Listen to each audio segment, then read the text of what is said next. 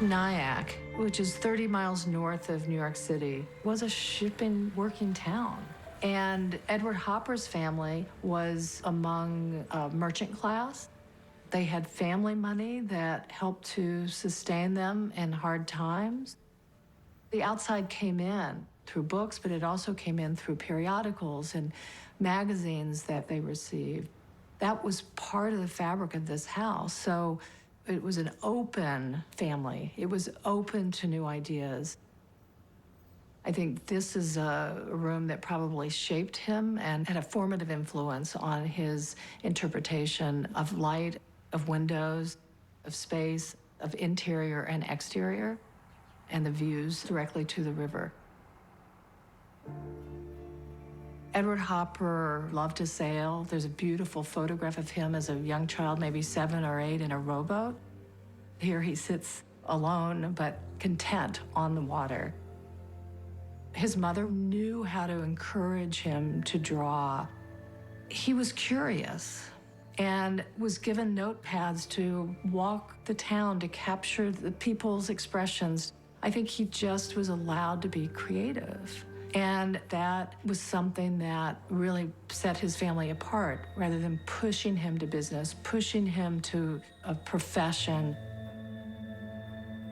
The major impact his father had on his life was clearly the love of reading. He was described as bookish. He said, "My father should have been a poet or a philosopher." The other major factor was a growth spurt. By all accounts, he grew approximately an entire foot in 8th grade. So at one point, he was 6'4" as an adolescent, and that had a great impact. There were descriptions of him having painful discomfort as a result of this growth spurt, but also his self-image suffered. He was taunted by children at school. They bullied him. Edward Hopper was in high school and working as the artist of his high school newspaper. He realized there was a role that an artist could play. There are people that are just born to be what they're going to be. And I think he is a rare example of someone that was born to be an artist. He intrinsically had the talent and had the drive. And the proximity to New York really allowed families to be exposed to more culture. So the Hoppers were known to go into New York to cultural events. And I think that exposure enabled Edward Hopper as a youth to consider going into art school, going into New York, because he knew that that was the center that he needed to be to become the artist that he wanted to.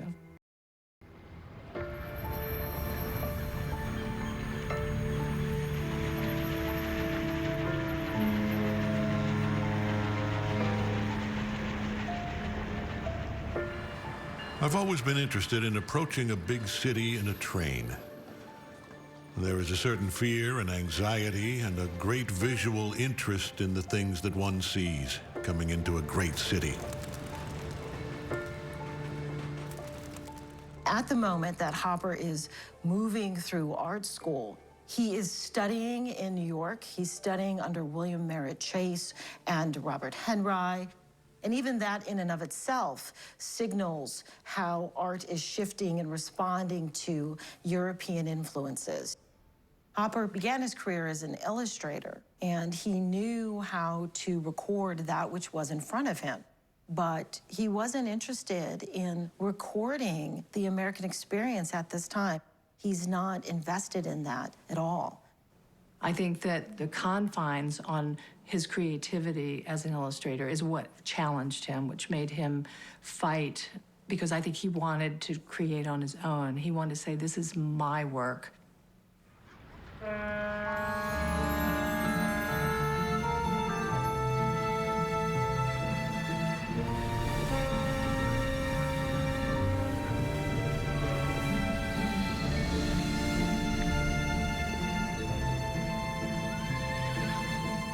I do not believe there is another city on earth so beautiful as Paris, nor another people with such an appreciation of the beautiful as the French. Young artists were all going off to Paris, and most of them wrote about living the bohemian lifestyle, staying in boarding houses, cafes, spending time perhaps with women of ill repute. Hopper went to Paris with his parents' permission. They supported him, but only if he dwelled in a church mission. The artists we think of as the artists of Paris at that time were Picasso, Matisse, Modigliani, all congregated up the hillside in Montmartre. And that was not Hopper's patch. Other young artists in Paris are out sowing their wild oats, so to speak. Whereas in Ed's case, under the matriarchal thumb of his mom, is off in Paris, literally living with the church ladies. And so that certainly would have impacted how he interacted with women.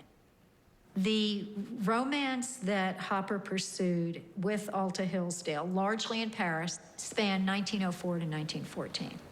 We did not know about her presence in his life until the letters recently emerged from the attic of the house here in Nyack. And on all three occasions that he traveled to Paris between 1906 and 1910, I believe, she was there. It is very clear that the relationship at best was dismissive. So that really describes pretty much the whole tenor of the relationship. My dear Mr. Hopper, I am very sorry you were so bored, and also that I cannot possibly see you until Thursday. I cannot go out to dinner with you tonight. I'm very sorry, but I have another engagement. My dear friend, I do wish you wouldn't take everything so alarmingly seriously. I don't think you at all reasonable. You are the type of a man who does not believe a girl can be platonic indefinitely. My dear Mr. Hopper, I am to be married soon. I cannot tell you how sorry I am to have made you unhappy. How overwrought and crestfallen and devastated Hopper was upon the news that Alta was in fact marrying this other man.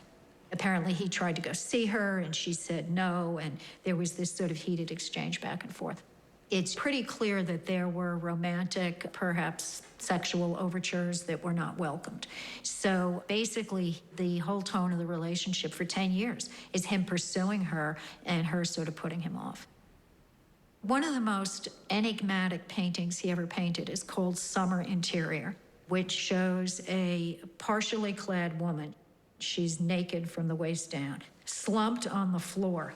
She clearly is the victim of a sexual trauma of some kind. It was painted right after he returned from Paris after his most recent heated exchange with Alta. You can no longer look at that painting and divorce it from the context of everything we know about what was going on in his emotional life at the time. In fact, another scholar said she's sure that that ashamed, embarrassed, traumatized, victimized, sexually distressed figure on the floor is him. It is deeply uncomfortable.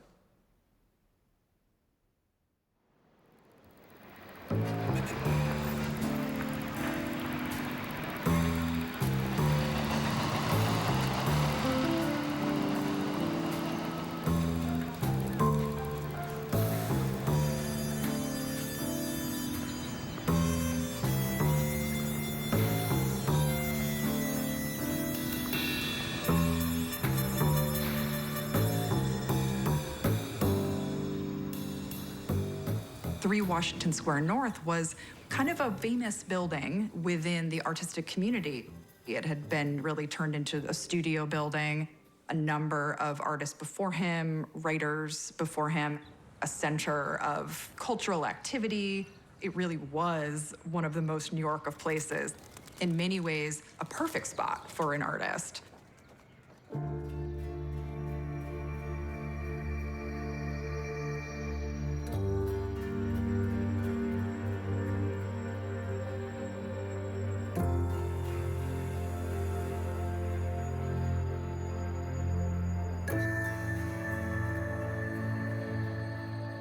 His tour de force painting at that time is the painting Soir Bleu, which is a painting that, for him, he painted in 1914, which was about 4 years after he returned from his last trip to Europe.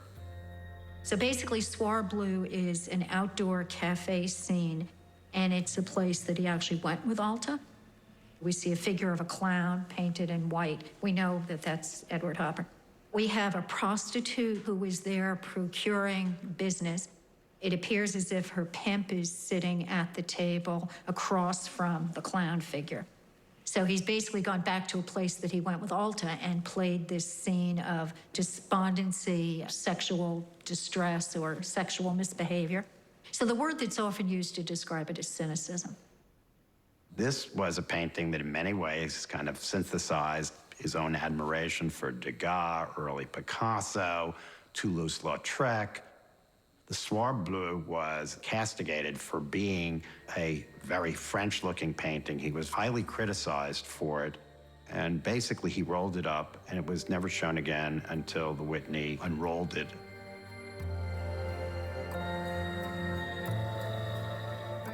In every artist's development, the germ of the later work is always found in the earlier.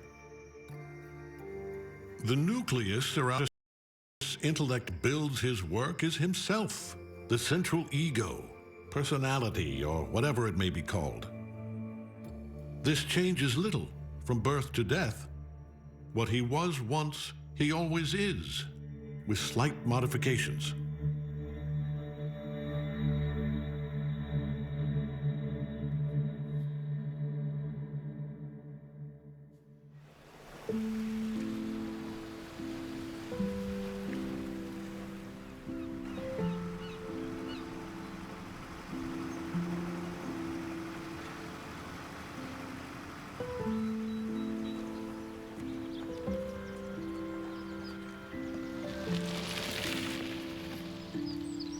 Edward Hopper first comes to Gloucester in 1912. At that time, he's still making his way. He hasn't even sold his first painting. When he returns in 1923, he meets Joe Nivison. We know they were attracted to one another, and they both remember the moment where Edward Hopper began reciting quite slowly poetry by Paul Verlaine, his favorite symbolist. And without missing a beat, Joe picked up where he left off and recited the poem in French. So that was where they cite the beginning of their understanding that they were more than painting partners. They were going to become life partners. In 1923, Hopper had not sold a painting in 10 years. In the Armory Show in 1913, he sold an oil called Sailing. But in the ensuing 10 years, he had exhibited work and had no sales. Jo, at the same time during that period, was probably at her most productive. She was showing her work in numerous exhibitions with the other modern painters of the day and also selling her work.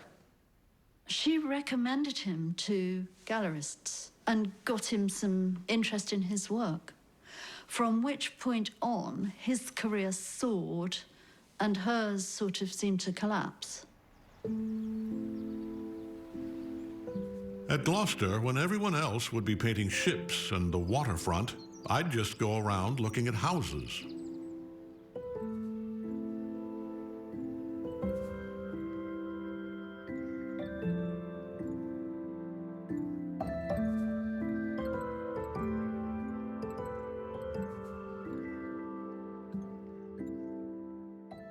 Mansard Roof is a house that still stands today on Rocky Neck in Gloucester Harbor. But it seems to me the most joyous that we think of Edward Hopper ever. And when it is shown at the Brooklyn Museum exhibition, that becomes the first sale of any work Edward Hopper has had since 1913, so in a decade, and they pay $100 for it to enter the permanent collection of the Brooklyn Museum. And it's on that basis, Jo's advocacy, her painting side by side with him in Gloucester, that then he's off and running on his career. So they come back to Gloucester after some great heated debate. Jo convinces that she's not coming back unless they're married, and they do come back as a married couple in 1924.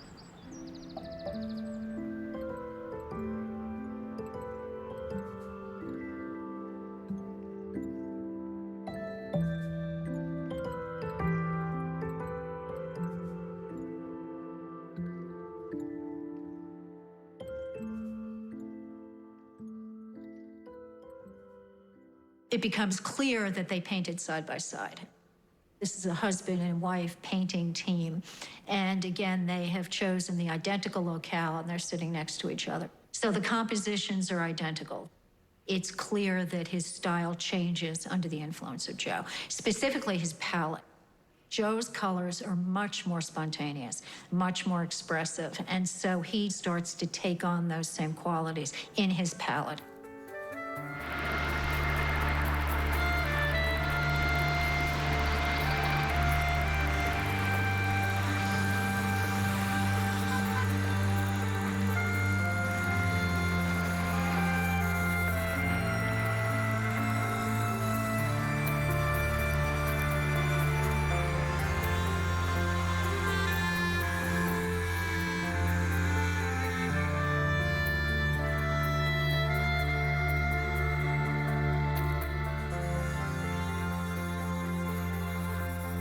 Hopper's New York is so silent, it's almost eerie, but it's almost welcoming in that it's another vision of Manhattan.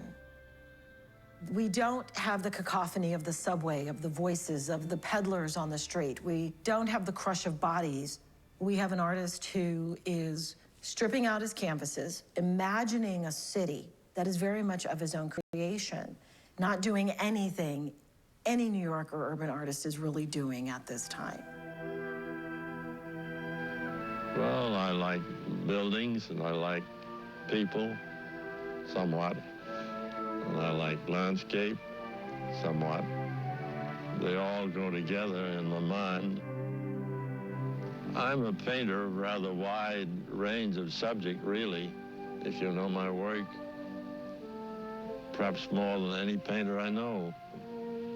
I've done an awful lot of different kind of things.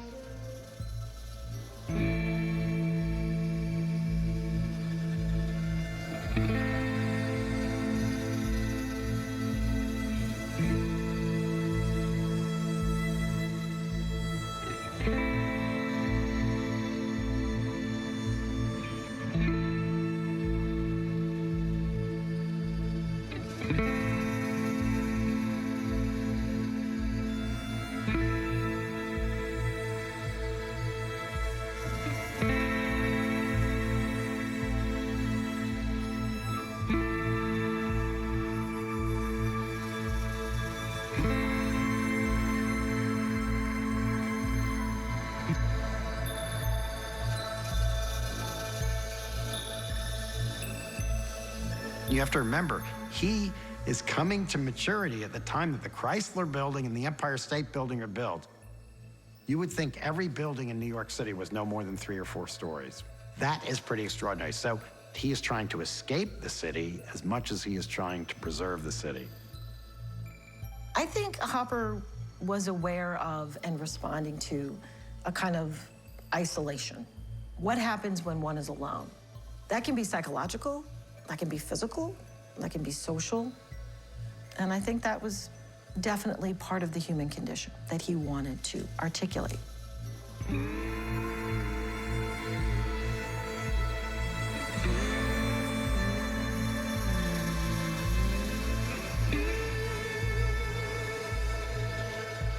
He had the just uncanny ability to paint pictures that have a lot of details that don't quite add up. We know it's an automat because that's the title of the picture, but we don't see any of the little doors with the pieces of pie behind them. We don't see any other people, even though they were incredibly popular restaurants in Hopper's day.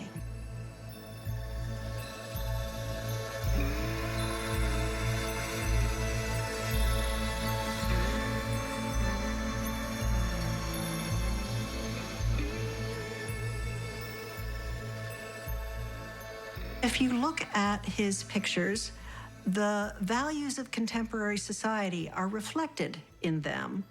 One of my favorite Hoppers is a painting called Chop Suey, and it's 2 women sitting, it must be at lunchtime because there's a lot of sun outside. They're in a Chinese restaurant, and extraordinarily, they are out on their own without male escort. They are dressed up and they have a lot of makeup on, which in an earlier generation might have indicated that they were available. In fact, what Hopper's commenting on is a social change that had been coming for a while, but that had affected women of his generation who were more independent. So those kinds of quieter social comments are in his work.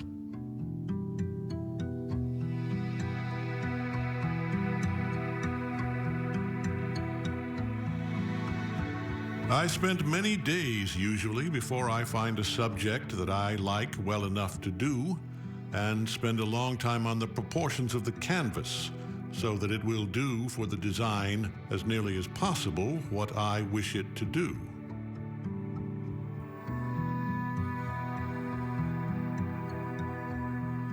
I am fond of early Sunday morning, but it wasn't necessarily Sunday. That word was tacked on by someone else. Early Sunday morning, of course, 1930, not only being a year where the city was absolutely in this kind of devastating moment of the Great Depression, but also in this total New York way, the Empire State Building was being built. The Chrysler Building was being built. The city is both at this moment in financial despair and still soaring higher than anywhere else in the world. And you see the much talked about dark kind of looming rectangle in the top right corner that would signify a building being built, some kind of hovering presence around it. So I feel like in many ways, this painting kind of captures all of what's going on in the city at that particular moment. The world kept changing, the world kept moving, yet his vision was apart from the world. You never see crowds of people. You never actually see more than usually a few people in a room at any given time, maximum. You never see people of color. On one hand, it's totally of its time, and on the other hand, it ignores other things of its time. And I think it's in those contradictions that are its strength, but also it makes you see that he was in a bubble of his own.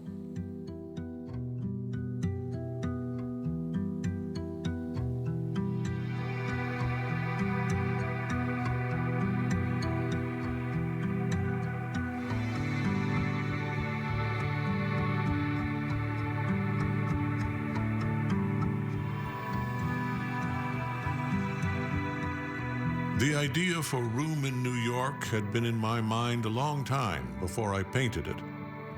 It was suggested by glimpses of lighted interiors seen as I walked along the city streets at night, probably near the district where I live. Although it's no particular street or house, but rather a synthesis of many impressions. More of me comes out when I improvise.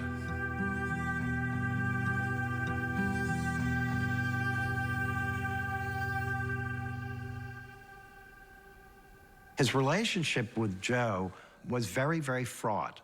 He was a very aggressive person in his quietness.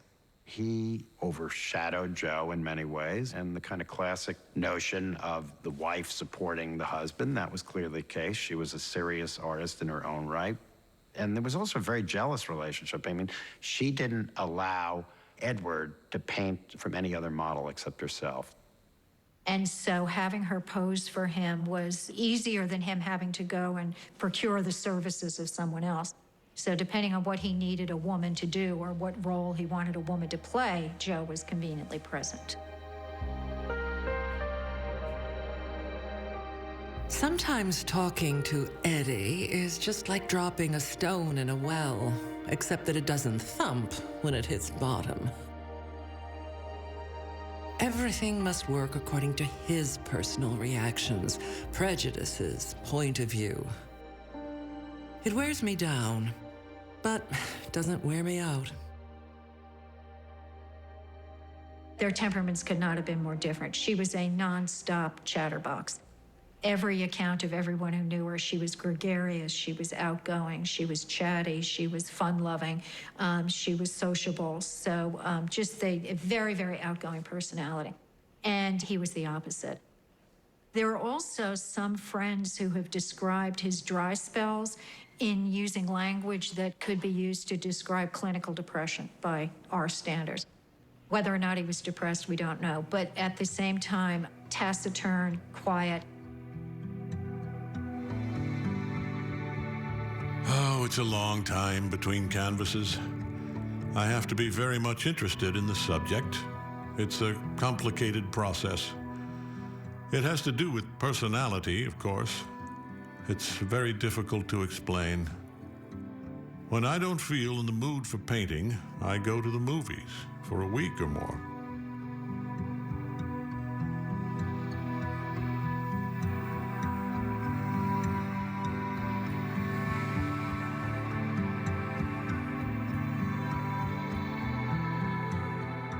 I think the influence of movies on Hopper was tremendous.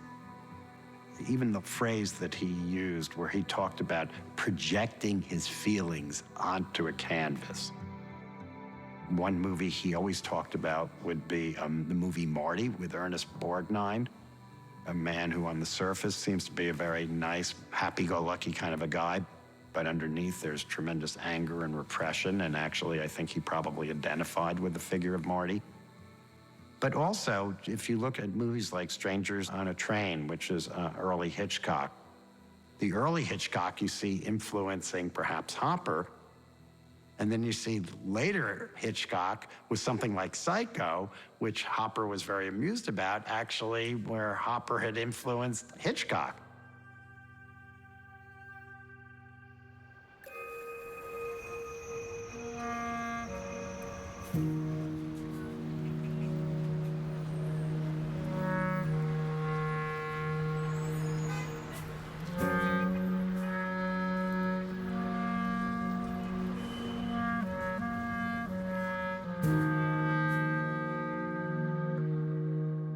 The idea for the painting is probably first suggested by many rides on the L train in New York City after dark glimpses of office interiors that were so fleeting as to leave fresh and vivid impressions on my mind.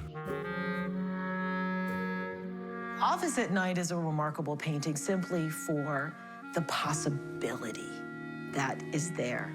What is happening that has allowed these two people to be into this office at the same time?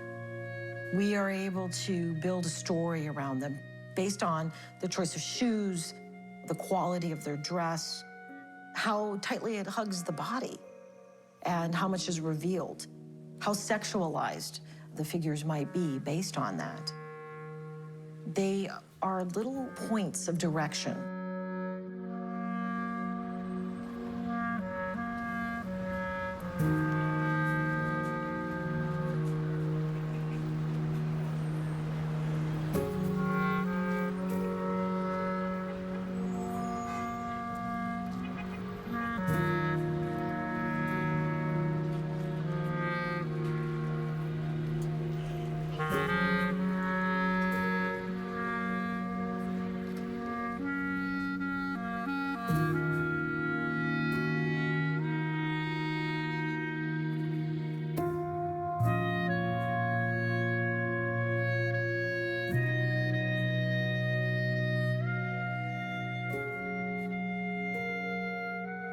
Jo is turning up in every possible guise. She'd studied drama and she poses like an actress. She becomes whoever he needs for that particular painting. The usherette in New York Movie House, or the girl leaning on the counter in Nighthawks. She plays her part. Nighthawks, I think, is probably Hopper's best-known painting. It's been parodied many times, and people just love it because there are so many things that don't add up, and the longer you look, the more puzzling it becomes. It's not only what are those people doing there in the middle of the night. There are no signs on the windows identifying the establishment. There's no door. There is no way to join the people in that diner. And I think its attraction has to do with that enigmatic quality. I think he absolutely thought about the viewer in his works. I think we can think about that in terms of the space. You are often quite clearly kind of brought into the space, but also you were rewarded being closer and longer.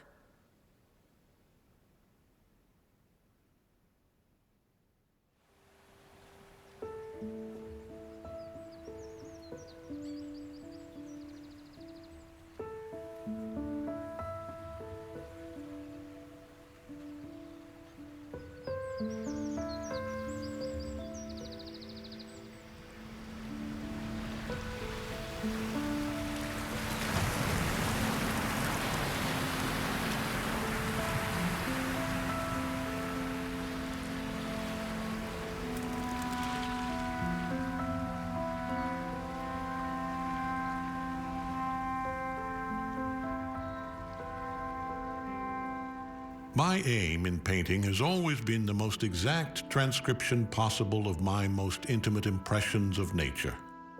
If this end is unattainable, so it can be said is perfection in any other ideal of painting or in any other of man's activities.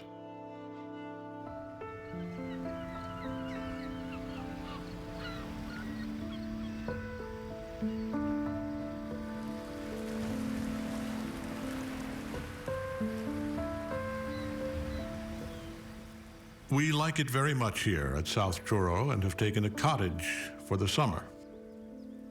Fine big hills of sand, a desert on a small scale with fine dune formations. A very open, almost treeless country. I have one canvas and I'm starting another. I'm very much interested in light, and particularly sunlight, trying to paint sunlight without eliminating the form under it. If I can, I would like to do sunlight that was just sunlight in itself, perhaps.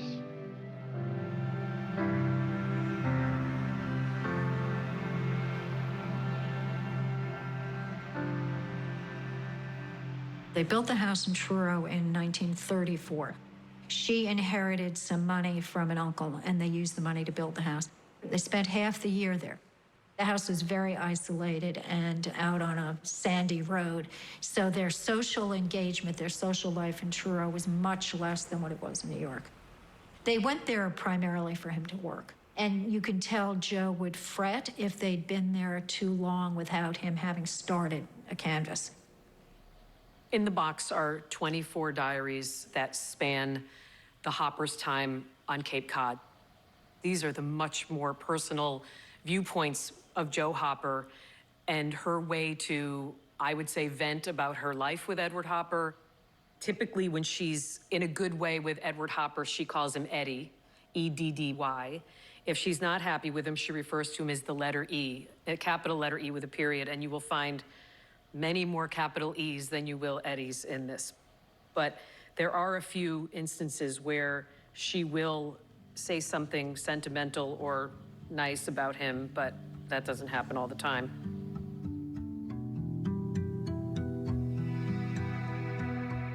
If I could only get to feeling like painting. I've been out of it so long. If E would only care. He keeps saying, no painter ever can really take much interest or concern in another painter's output. Heaven knows I've taken enough concern in his.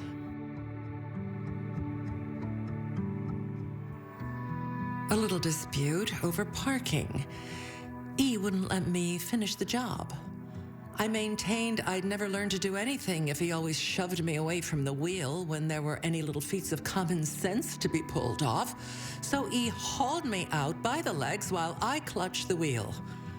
But he clawed at my arms and I all but sprawled in the road.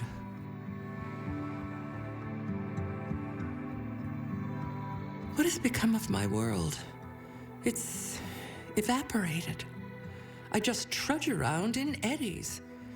He'd keep it strictly private if he could, but I have to go somewhere and push hard against the bars. Privacy. What becomes of me when he retires into his privacy?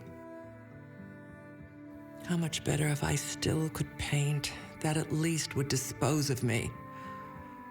But he didn't want me to have my ivory tower, lest it in any way hinder him. He would be solitary. He wouldn't speak to her for some cases, days on end when he was working. It was a volatile marriage. But by all accounts, by the people who knew them, they were a loving couple, very devoted to each other. The volatility of the marriage certainly surfaced over professional matters. At the same time, she readily embraced the role of his business manager, caretaker. They never had children. They married in their early 40s. So she fully managed his professional life. The studio where Edward Hopper painted was actually in the living room of the actual house. In the drawings, for example, this is a drawing by Joe Hopper of the potbelly stove that they had inside with a tea kettle on the top. They did not have an actual oven or stove in the house. They had a little hot plate. She didn't cook. She didn't like to cook. If you ran into them in the street, you would probably think that they were at the poverty level. Their house was very simple and plain. They lived unbelievably frugally. I don't think he was a very nice person, especially to his wife. I don't think he was very nice to people in general. I was a house guest here of Nana and Grandpa Marshall.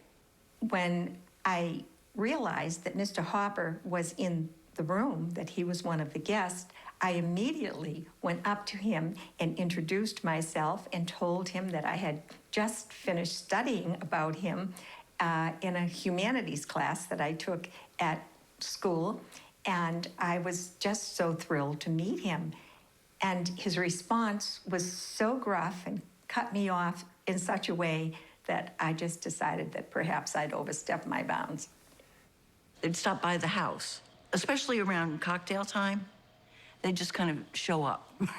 And Josephine would knock on the door and say, "Marie, is it all right if we come in?" And they'd come in, and he never said anything. I mean, he would talk once in a while, but not very often. And he just let her do her thing.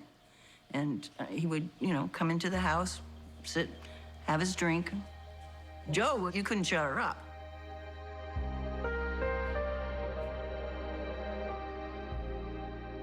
E.H. is such a hard-shelled one when it comes to competition. He has a will to destroy anything that competes with him, if he thinks he can. I'm such a queer choice to sharpen his claws on. But a lesser hellcat would give no satisfaction to spend energy on.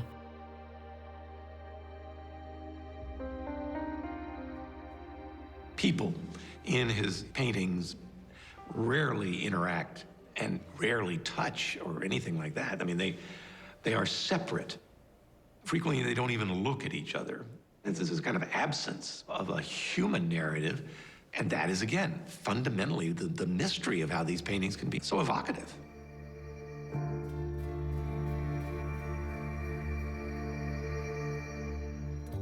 I wish I could paint more.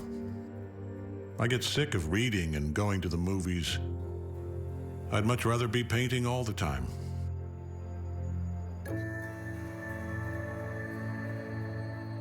We drove through much wild country going west. Marvelous views of miles and miles of sky and mountainside and valley below. The Hoppers definitely traveled. One of the things that they would do is take cross-country road trips from New York to California. And one of the things that they would do is they would stay in hotels. And I think a lot of these trips were organized around visits to museums, which were potential places for acquisition. I think when they're pulled out of their normal routines of here we are in the Cape or we're in New York, they're actually seeing new things that potentially could be inspiring or different. From the 1920s through the 1950s, America culture is about movement. So whether African Americans are leaving the South to go north, whether you have an increase in immigration and populations wanting to enter the United States, whether you now have highways and cars and motels and the opportunity to travel, this is part of the conversation. It's very much part of the American dream.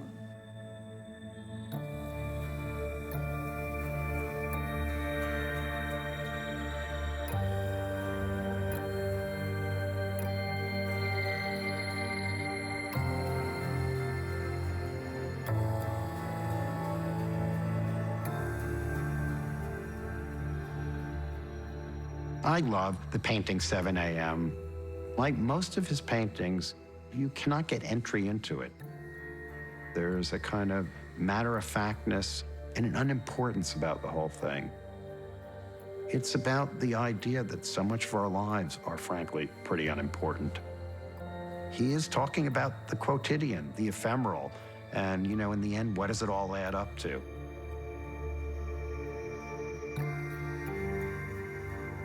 The loneliness thing is overdone. From my point of view, she's just looking out the window. Just looking out the window.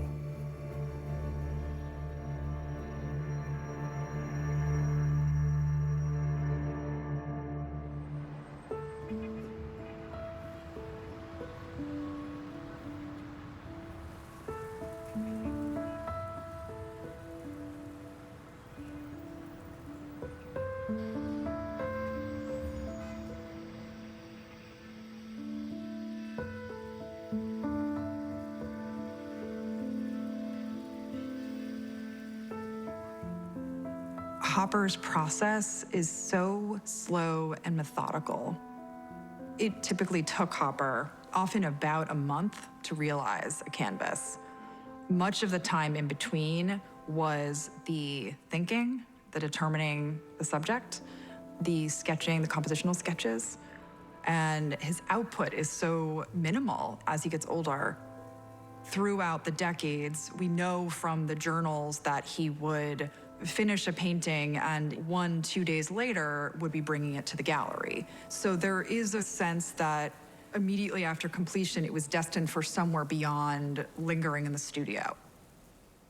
The content of your pictures, I think that some people have seen a lot of psychological elements in it: loneliness, isolation, modern man in his man-made environment. Those are the words of critics. And I can't always agree with what the critics say, you know. It may be true and it may not be true. It's probably how the viewer looks on the pictures that they really are. Could that be?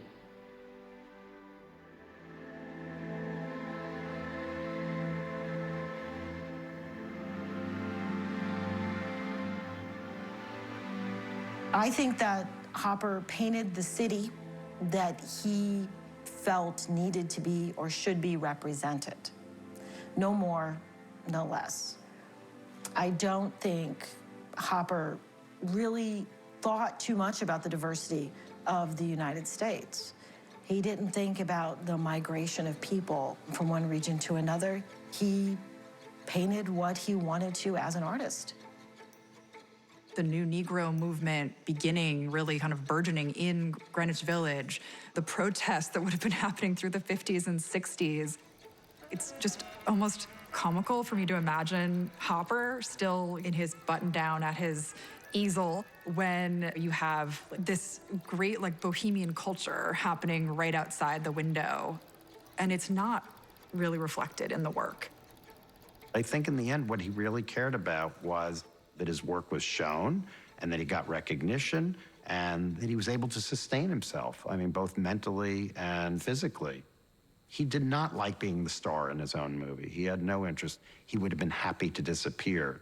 The only thing is, if you're a 6'5" person, it's very hard to disappear. It's hard for the layman to understand what the painter is trying to do. The painter himself is the only one that can know, really. he doesn't make any conscious effort, perhaps, to reveal himself to the public, but that is the aim of painting eventually. For many years after I left art school, I had to do commercial drawing and illustration to make any money at all. I couldn't sell any painting. And then there came a time when I did sell painting. Now I sell quite a few.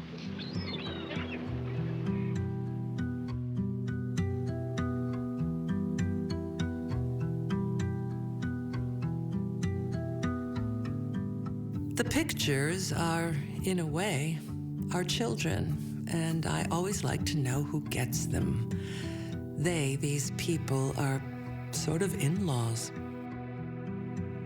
But pictures acquired at the gallery, we seldom meet them and are glad to know their names and hope the pictures are happy, hung on white walls if possible, and kept out of sunlight that would fade the color.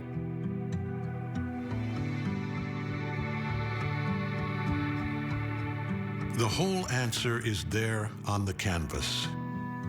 If you could say it in words, there would be no reason to paint. Hopper was fortunate. He lived a long time and remained active through much of that time. His late work has a number of incredibly profound and moving paintings. One of my favorites is called Sun in an Empty Room, and it is exactly what its title says. It is about light. It's as abstract as Hopper gets. It is Hopper's austerity and his distillation of human experience down to the bone. Somebody asked him, thinking he was being clever, "So what are you after here?" And Hopper looked at him and, I can only imagine in an exasperated tone, said, "I'm after me."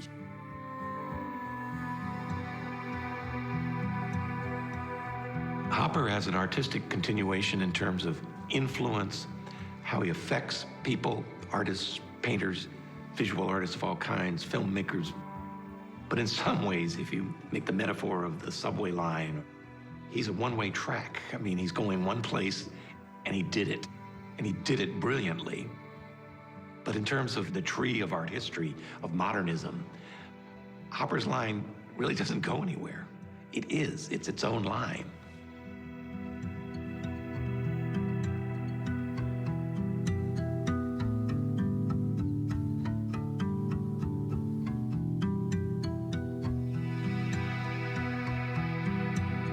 The Two Comedians, to me, of 1965 is a capstone for him.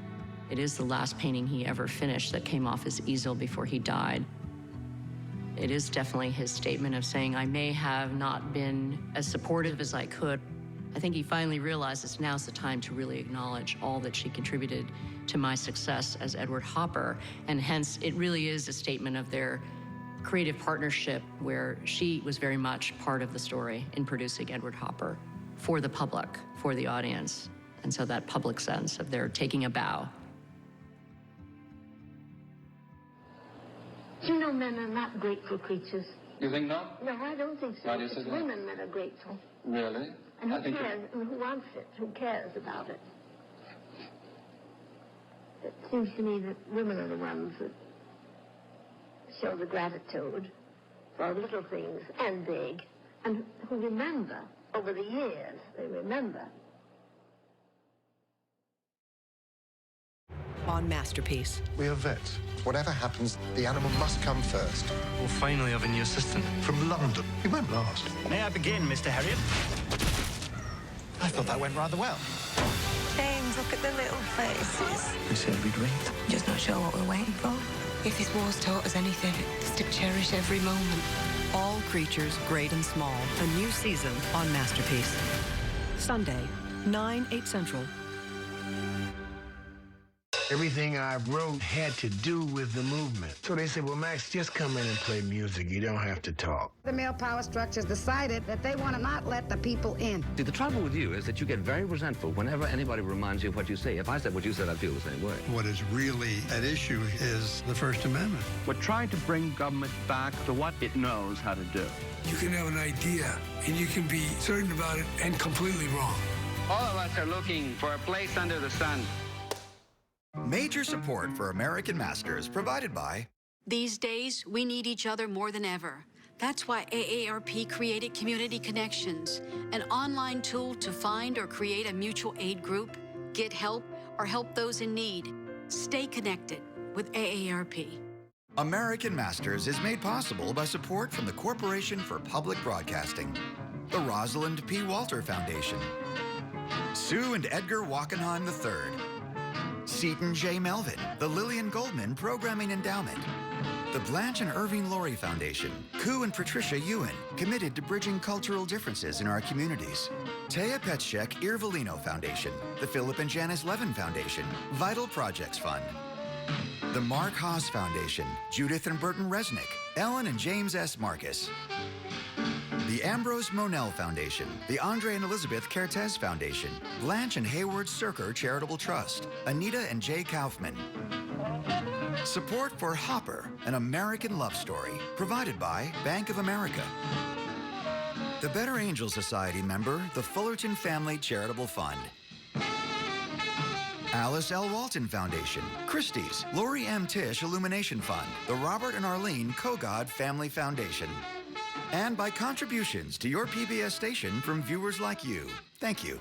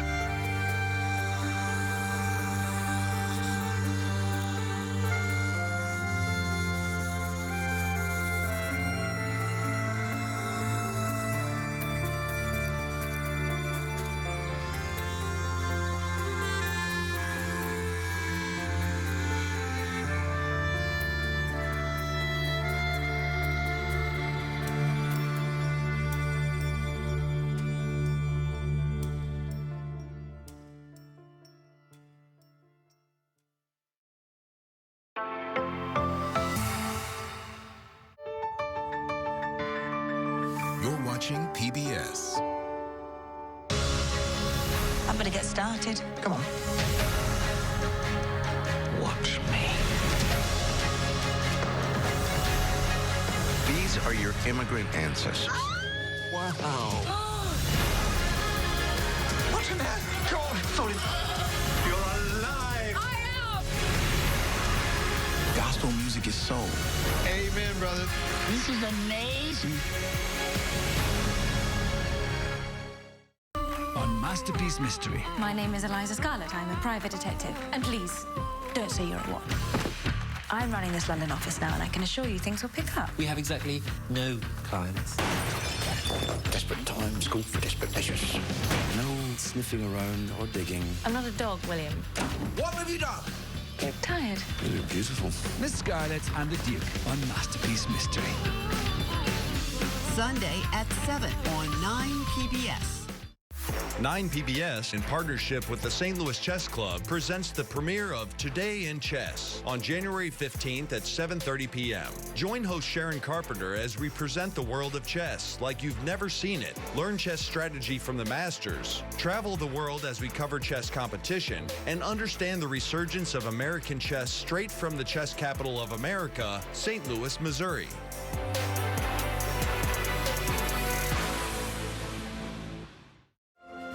In the heart of glorious North Yorkshire lies the quaint market town of Thirsk. Julian Norton is the Yorkshire vet. You feel like you're part of the community. Here, together with Skeldale's dedicated team, treat animals of all shapes, sizes, and temperaments. I don't think I'd want to be working or living anywhere else, really.